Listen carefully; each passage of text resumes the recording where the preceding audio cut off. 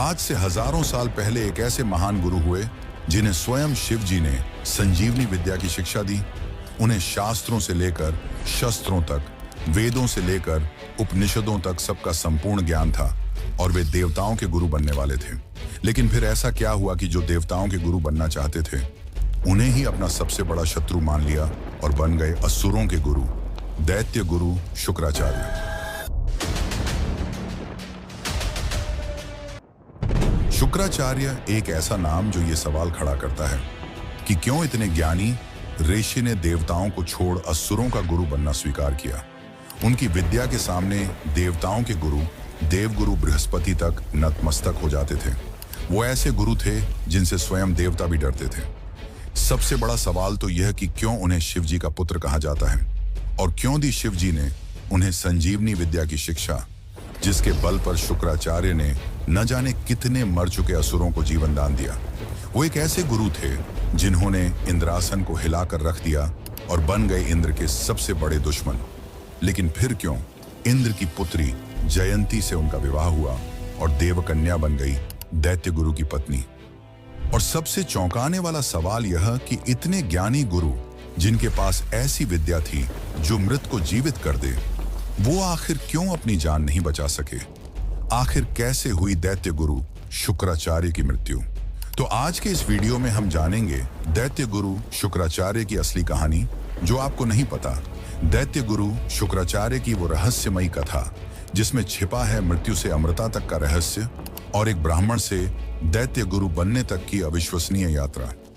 लेकिन उससे पहले अगर आपको वीडियो अच्छी लग रही है तो इसे एक लाइक जरूर करें।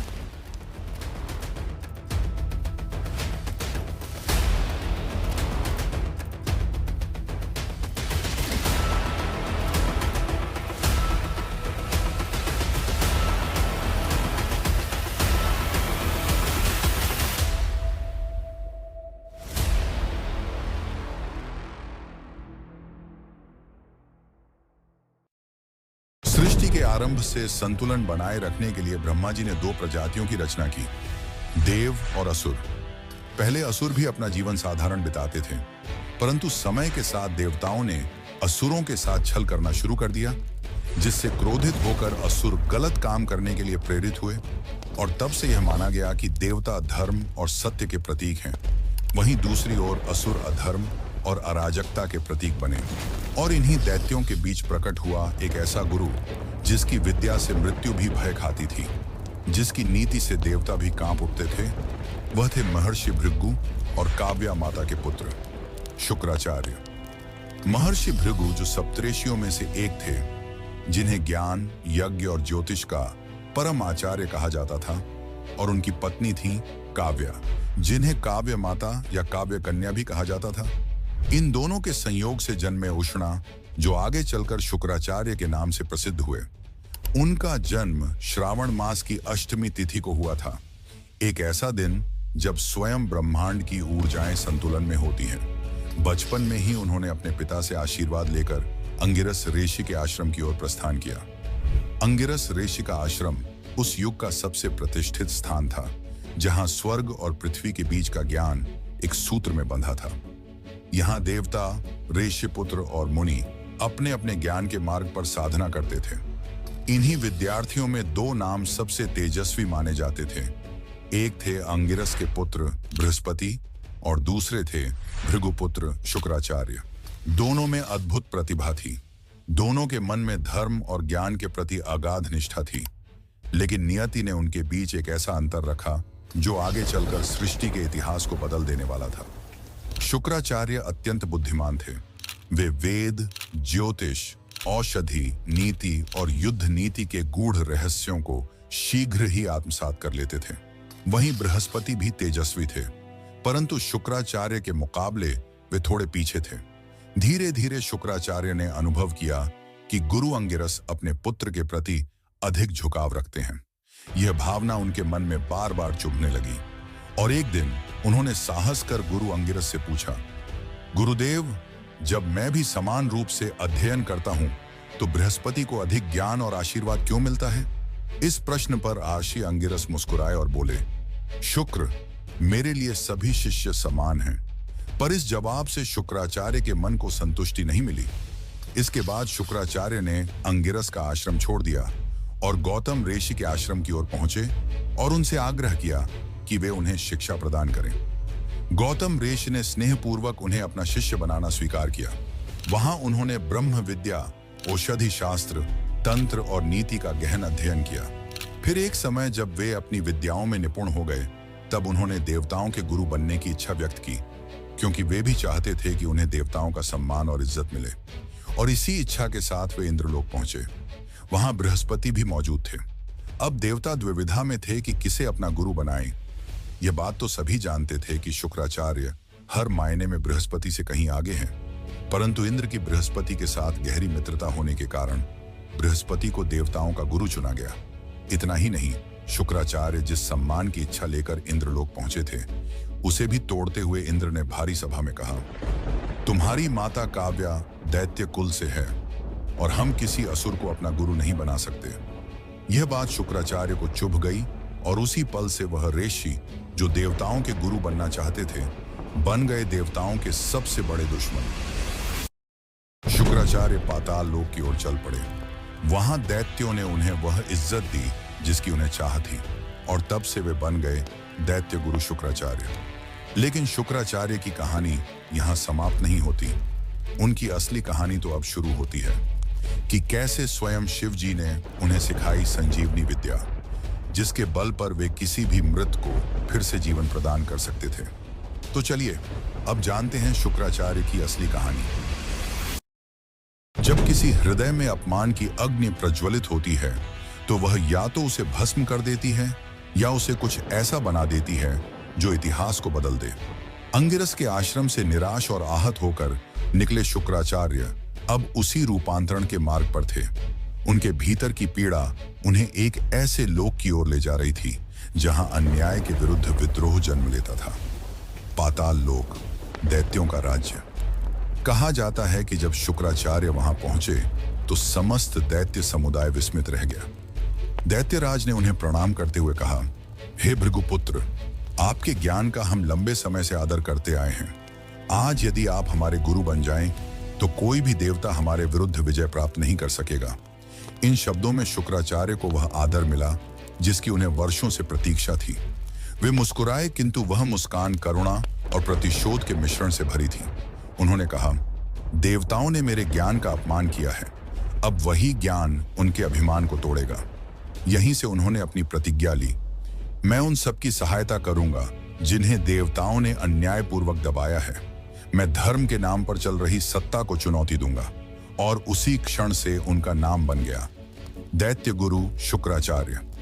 शुक्राचार्य के मार्गदर्शन में दैत्य राज बलि, हिरण्यकशिपु, प्रहलाद और अनेक योद्धा ऐसे बने जिन्होंने देवताओं तक को चिंतित कर दिया।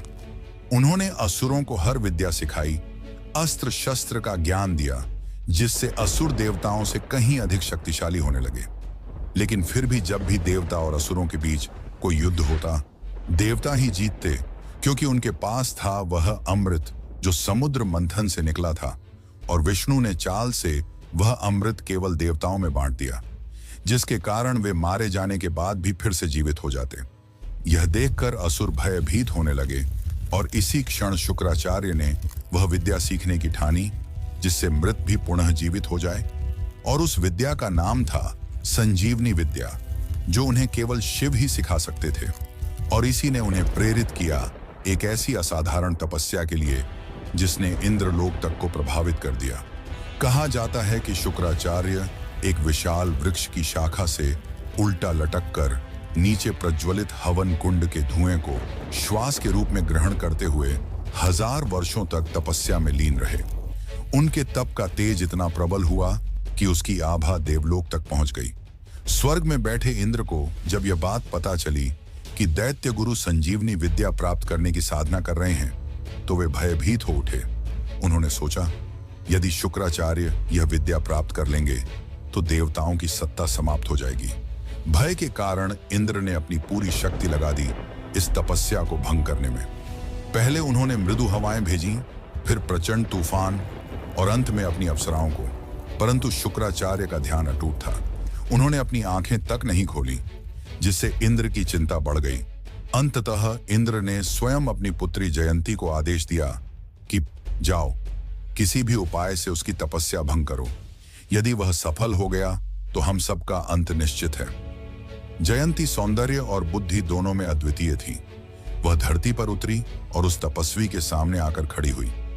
उसने अपने सारे आकर्षणों का प्रयोग किया, पर शुक्राचार्य की एकाग्रता अडिग रही, जिसके बाद जयंती ने शुक्राचार्य के नीचे जल रही अग्नि पर विषैले पदार्थों को मिला दिया, और जैसे ही उसका धुआं शुक्राचार्य के शरीर में गया, उनके शरीर के विभिन्न अंगों से खून की नदियां बहने लगी। परंतु उन्होंने अपनी तपस्या नहीं रोकी। यह सब देखकर जयंती को अपनी गलती का एहसास हुआ और वह वहां से लौट गई, और शुक्राचार्य अपनी तपस्या में लीन रहे। अंततः हजारों वर्षों की कठिन तपस्या के बाद शिवजी उनकी साधना से प्रसन्न होकर उनके सामने प्रकट हुए और कहा, हे भृगुपुत्र, मैं तुम्हारी तपस्या से प्रसन्न हूं, मांगो, क्या वर मांगते हो? तब शुक्राचार्य ने शिवजी से संजीवनी विद्या सिखाने की प्रार्थना की। शिवजी ने उन्हें संजीवनी विद्या सिखाई और साथ ही यह चेतावनी दी, हे शुक्राचार्य, इस विद्या का दुरुपयोग मत करना। शुक्राचार्य ने श्रद्धा से झुककर वचन दिया, प्रभु, मैं इस ज्ञान का उपयोग केवल भलाई के लिए करूंगा। इसके बाद शिव अंतर्ध्यान हो गए। फिर इसके बाद ऐसा क्या हुआ कि भगवान शिव ने स्वयं शुक्राचार्य को निगल लिया, और क्यों कहलाए शुक्राचार्य शिवजी के पुत्र? तो चलिए अब उस कथा को भी जान लेते हैं। लेकिन उससे पहले हम यह जान लेते हैं कि क्यों इंद्र की पुत्री जयंती ने इंद्र के सबसे बड़े दुश्मन शुक्राचार्य से विवाह किया। संजीवनी विद्या पाने के बाद शुक्राचार्य सिर्फ एक गुरु नहीं, बल्कि असुरों के लिए वरदान बन गए थे और देवों के लिए अभिशाप। और इसी बीच इंद्र की बेटी जयंती ने शुक्राचार्य के सामने विवाह का प्रस्ताव रखा। पर आखिर ऐसा क्यों? दरअसल जब शुक्राचार्य संजीवनी विद्या पाने के लिए तप कर रहे थे, तब इंद्र के आदेश पर जयंती ने उनकी तपस्या भंग करने की कोशिश की, पर वह असफल रही और उसे अपनी गलती का एहसास हुआ। उस महान संत के लिए उसके मन में श्रद्धा और विनम्रता दोनों जाग गईं, और अपनी गलती का प्रायश्चित करने हेतु वह शुक्राचार्य के आश्रम जा पहुंची और उनसे कहा, गुरुदेव, मुझे अपने किए पर पछतावा है और मैं चाहती हूं कि यहीं आपके साथ रहकर आपकी सेवा करूं। इसी से मेरे मन को शांति मिलेगी। शुक्राचार्य ने शुरू में तो मना किया, पर बाद में वे इसके लिए मान गए। अब जयंती आश्रम में रहकर आश्रम के कार्य करती और धीरे धीरे उसे शुक्राचार्य से प्रेम हो गया। उसने शुक्राचार्य के सामने विवाह का प्रस्ताव रखा। शुक्राचार्य ने पहले कहा, तुम देवपुत्री हो और मैं देवों का सबसे बड़ा शत्रु, इस कारण यह मिलन अनुचित है। परंतु जयंती के प्रेम और जिद के सामने वे हार गए और दोनों का विवाह संपन्न हुआ। मित्रों, यह तो हुई उनके मिलन की कहानी। अब चलिए हम जानते हैं कि क्यों शिवजी ने शुक्राचार्य को निगल लिया था। उस समय धरती पर भयानक युद्ध चल रहा था। असुरों और देवताओं के बीच घमासान जंग छिड़ी हुई थी, और उस युद्ध के बीच बैठे थे दैत्य गुरु शुक्राचार्य, आंखें बंद और होठों पर संजीवनी मंत्र का जाप। वह युद्ध में मरे हुए हर असुर को पुनः जीवित कर देते थे। इधर असुर संजीवनी विद्या के बल पर पुनः जीवित हो रहे थे, और उधर देवता जो अमृत के बल पर मृत्यु को प्राप्त नहीं हो रहे थे। यह चक्र अनंत काल तक चलने लगा, जिससे धरती का संतुलन बिगड़ने लगा। समय के साथ देवता कमजोर पड़ने लगे। तब सभी देव मिलकर शिवजी के पास गए और उन्हें सारी बात बताई। अपनी सिखाई हुई संजीवनी विद्या का इस प्रकार दुरुपयोग देखकर शिवजी क्रोध से भर गए और शुक्राचार्य से कहा, भृगुपुत्र, तुमने वह किया जो किसी ऋषि को शोभा नहीं देता। मैंने तुम्हें यह ज्ञान धर्म की रक्षा के लिए दिया था, लेकिन तुमने इसे अधर्म के सहायक के रूप में प्रयोग किया। मृत्यु सृष्टि का संतुलन है और तुमने उसे चुनौती दी है। यह सुनकर शुक्राचार्य भय से कांप उठे और हाथ जोड़कर बोले, प्रभु, मेरा उद्देश्य केवल असुरों को न्याय दिलाना था। देवता भी तो अमृत के बल पर अमर हैं, फिर मैं अपने शिष्यों को क्यों ना अमर बनाऊं? शुक्राचार्य की यह बात सुनकर शिव का क्रोध और बढ़ गया और उन्होंने कहा, अमृता का अधिकार केवल धर्म को है, अहंकार को नहीं। और इतना कहते ही शिव जी ने अपना मुख खोला और शुक्राचार्य को निगल लिया। शुक्राचार्य शिव के पेट में अंधकार में डूब गए। वहां न कोई समय था, न दिशा, केवल मौन। शुक्राचार्य के अनगिनत प्रयासों के बाद भी वे शिव जी के उदर से बाहर नहीं आ पाए, लेकिन अंत में उन्हें एक मार्ग मिल ही गया। वे शिव के लिंग से शुक्राणु के रूप में बाहर आए।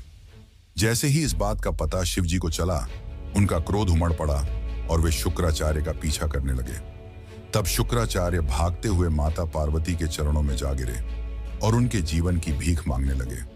तब माता पार्वती ने शिव जी को शांत किया और समझाते हुए कहा, यह आपके ही लिंग से शुक्राणु के रूप में बाहर आया है, इसलिए नियम से यह आपका पुत्र है। आपको इसे मृत्यु दंड नहीं देना चाहिए। यह सुनकर शिव जी शांत हुए और शुक्राचार्य को क्षमा कर दिया, और तभी से शुक्राचार्य शिवपुत्र कहलाए। माना जाता है कि शुक्राणु के रूप में बाहर आने की वजह से ही उनका नाम शुक्राचार्य पड़ा। लेकिन दोस्तों, शुक्राचार्य की कहानी यहां समाप्त नहीं होती। अब हम जानेंगे कि कैसे एक महान गुरु, जिन्हें संजीवनी विद्या का ज्ञान था, वे अपनी ही जान क्यों नहीं बचा पाए और क्यों हार गए अपनी संतान की जिद के सामने। तो चलिए अब इस आखिरी कथा को जानते हैं। लेकिन उससे पहले अगर आपको वीडियो अच्छी लग रही है तो वीडियो को लाइक करें और चैनल को सब्सक्राइब जरूर करें। दैत्य गुरु शुक्राचार्य की संजीवनी विद्या से सभी देव डरे हुए थे, और इसी कारण वे चाहते थे कि उनके पास भी संजीवनी विद्या का ज्ञान हो, जिसके कारण देवगुरु बृहस्पति ने अपने पुत्र कच्छ को यह आदेश दिया कि वह शुक्राचार्य के आश्रम जाकर उनसे शिक्षा प्राप्त करे और संजीवनी विद्या का ज्ञान ले। अपने पिता के आदेश का पालन करते हुए कच्छ शुक्राचार्य के आश्रम पहुंचा और उनसे उनका शिष्य बनने की इच्छा व्यक्त की।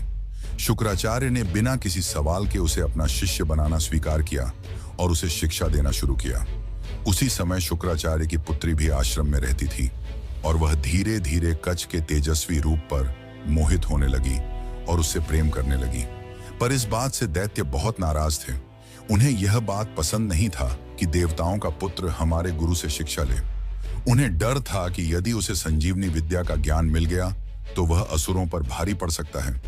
इसी कारण असुरों ने मौका पाकर कच्छ को मार डाला। जैसे ही यह बात शुक्राचार्य की पुत्री देवयानी को पता चली, वह विलाप करने लगी। तब शुक्राचार्य ने संजीवनी मंत्र का उच्चारण कर कच्छ को फिर से जीवित कर दिया। लेकिन इस बात से नाराज असुरों ने कच्छ को फिर से मारने की कोशिश की, और उन्होंने ऐसा कई बार किया, पर हर बार शुक्राचार्य उसे पुनः जीवित कर देते। अंततः असुरों ने कच्छ को मारकर उसके शरीर को जला दिया और उसकी राख को शुक्राचार्य के पेय में मिलाकर उन्हें पिला दिया। इसके बाद देवयानी फिर से विलाप करने लगी। अब शुक्राचार्य धर्म संकट में थे। यदि वे पुत्री की बात मानकर कच्छ को जीवित करते हैं तो उन्हें स्वयं मृत्यु को स्वीकार करना होगा।